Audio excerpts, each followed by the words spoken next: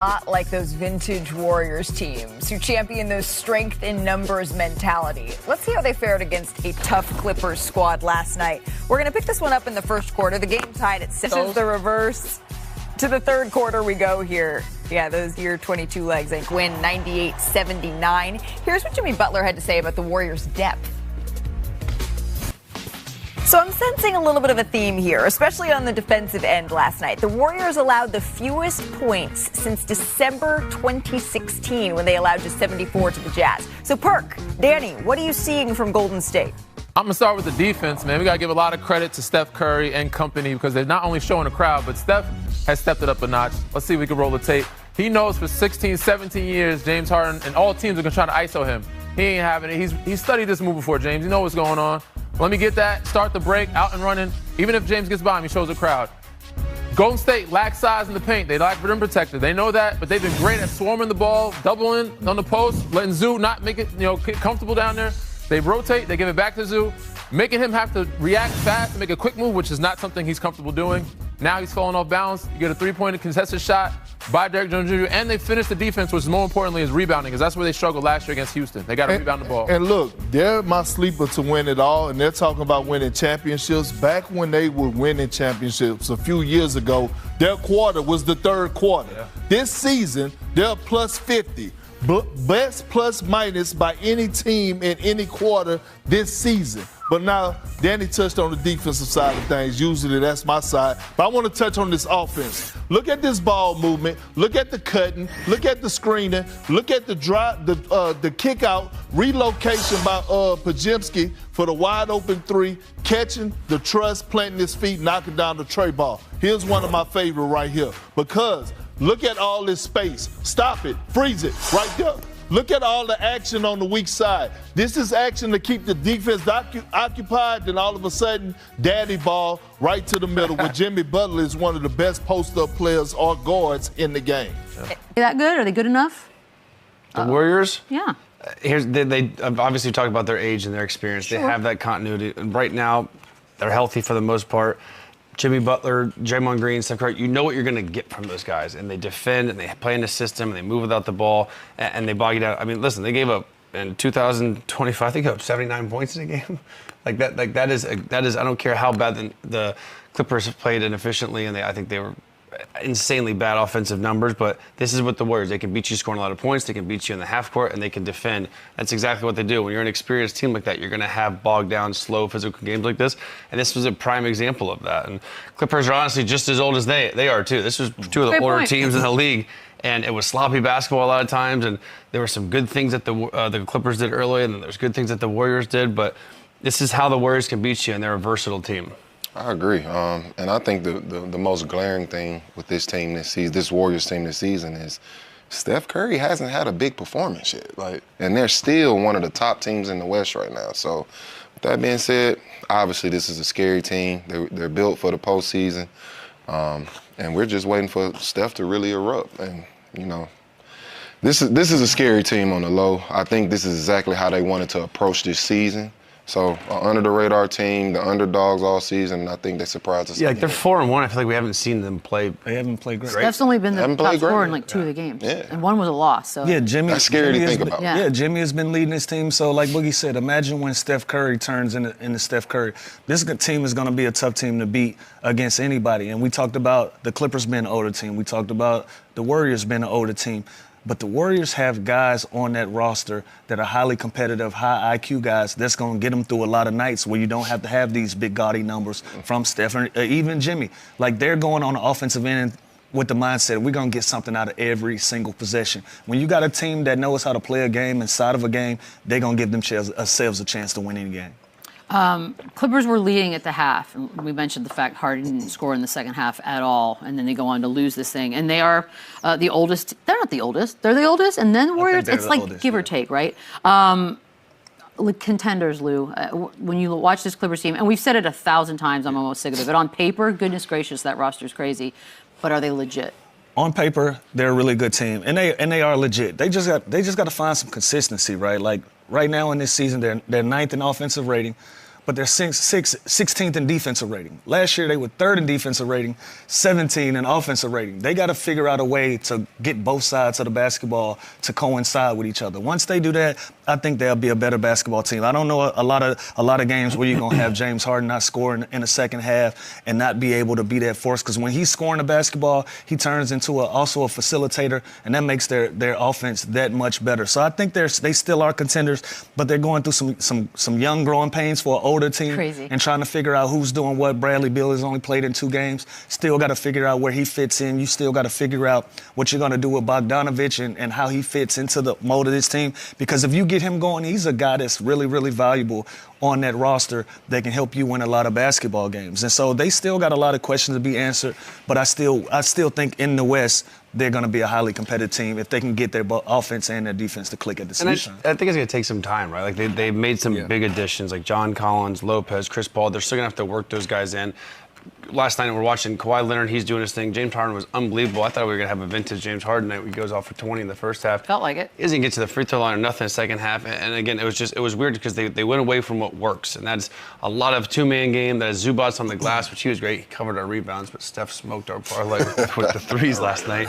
But this is a team where, me and Conrad were talking. They remind me of those teams, the Laker team that just put a collection of these older players out of their prime, or the Nets back in the day that did it, where it looks cool. It seems real fascinating on paper to see all these big Hall of Fame names on one roster. But then at the end of the day, when it comes down to actually playing the game, it doesn't work. Outside that Lakers bubble team, no one's really won at a high level putting this collection of older guys together. Is that the only argument for putting is the Lakers bubble team? Because you just mentioned Lakers and Nets and everybody who's tried to do this. The Nets did it twice. Remember those the KG, Joe Johnson, that so squad? Splashy. They were like, damn, Darren Williams. I thought they were gonna. What about the Miami Heat? Shaq, D-Wade, Antoine Walker. But they weren't Gary former stars when they added them. Yeah, I feel like they were older though. Yeah, they were definitely older. That's a good one, but point being, it's rare. It's doable, but it's rare. But again, that's why I think on paper we're like, ooh, this looks like it could be deadly. Then they get smacked by the Jazz in the first game. Then they have games like this where they score 79 points, and it just shows glaring holes. That was going to be my question to Lou. You spoke on it earlier as far as sometimes less is more. Mm-hmm. Do you feel like the Clippers added too much this offseason? You got to give yourself a shot. I got a new arena. I got to sell tickets too, baby. You got to do both. You got to do both. But I think when you bring in a guy like Bradley Beal, who had a rough run in Phoenix, give him a fresh start. Now, I thought he would get away from a team with so much star power so he can kind of get back to being naturally a 1 or a 2 option guy. He's back in that 3rd option with this group. If he can figure out a way to hone that in and embrace it and give them big minutes, I still think this is a team that can do it. If you can get really good minutes out of Chris Paul, Chris Dunn, Bogdanovich, these are guys that over the course of their careers have been very valuable players. John Collins as well. Zubac is coming into his own. This is a very talented roster. I didn't even have to mention Kawhi and James. Right. So if you can get all of those guys on the same page, I think you have another team that can be like a Golden State. Golden State is off to a better start, but if they put all those pieces together with that star power, I think they still got a shot in the West. Hey, Brad Beal out with back spasms. Don't start. Don't start. You know what that means for Parsons. Boogie, if you San ever Francisco. Not ever try to steal my job for 2 again, weeks, man. Sorry. Hey, there's a I will bender. murder you. There's a real heater. Just saying. Boogie over here stealing my job. I honestly will. No, I think. Any other questions? Dub Nation, we've got something wild on the horizon, and I'm not okay, because this one could change everything for the Golden State Warriors. Tonight, we're diving deep into a trade rumor that's heating up fast, and honestly, it might be the one move that lights the fuse for a championship run. I'm talking about Derrick White. Yes, that Derrick White, the two-way machine from Boston. And if this goes down, it might just be the boldest move the front office has made since KD. Now, before y'all roll your eyes thinking not another trade rumor, listen to this. Derrick White isn't just some random name being floated around. Multiple analysts, including some who know this league inside out, are calling him the perfect backcourt partner for Stephen Curry at this stage of his career. We're talking about a 38-year-old Curry who's still cooking offensively, but obviously can't be asked to guard the best perimeter players every night. That's where White steps in. They're calling him one of the best multi-positional defenders in the league. Some even say he's the best shot-blocking guard since Dwayne Wade. And if you've watched White with the Celtics, you know that's not just hype. He's a dog on defense, a smart playmaker, and a proven performer in high-pressure playoff moments. He doesn't need the ball to be effective, which fits perfectly with Golden State's system of motion offense, off-ball movement, and smart reads. Imagine this: Steph Curry, Jimmy Butler, Draymond Green, Al Horford, and Derrick White all sharing the court. That's experience. That's championship DNA. That's defensive toughness. And it's exactly the kind of lineup that can go toe-to-toe with the best teams in the West: the Nuggets, the Suns, even the fully loaded Clippers. But of course, a move like this doesn't come cheap. The proposed trade package floating around? Jonathan Kuminga, Brandin Podziemski, and a 2032 first-round pick in exchange for White. Now, that's a lot. Kuminga is averaging 16.2 points, 7.4 rebounds, 3.4 assists this season. He's stepping up as a future leader, no doubt. And Podziemski is putting up over 12 points per game and shooting above 42% from deep. Some are even saying he could be the successor of Curry. So yeah, it's a sacrifice, but it's the kind of sacrifice you make when you're going all in on winning now. And let's be real, the West is brutal. Jokic isn't slowing down. Wembanyama is only getting better. Every contending team is either making moves or gearing up for one. If we sit still, we fall behind. If we act, if we're aggressive, if we trust this core and push our chips to the center of the table, we might just get one last parade in the Bay. Some reports are saying Boston doesn't want to let go of White. He fits too well with Tatum and Brown. But this is the NBA. If the right offer comes, no one's untouchable.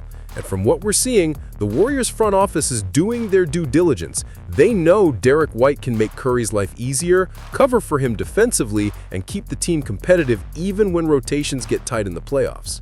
Let's also not forget the culture fit. White isn't flashy. He's focused, disciplined, smart. That screams Golden State. You threw him into a locker room with Curry, Butler, Draymond, Horford. You're not just adding talent, you're adding trust, IQ, leadership, and grit. So here's my take. If the Warriors can get Derrick White without gutting the entire future, I say do it. This team is built for the now. We owe it to Steph. We owe it to the fan base. We owe it to the banners hanging at Chase Center. But hey, that's just me. Now I want to hear you. Should the Warriors trade Kuminga and Podziemski for Derrick White? Is this the final piece to make another finals run? Or would that be too big of a gamble? Drop your take in the comments right now, smash that like button if you want to see us make a move, and don't forget to subscribe to Warriors Nation News for all the updates, rumors, and reactions, because things are heating up fast.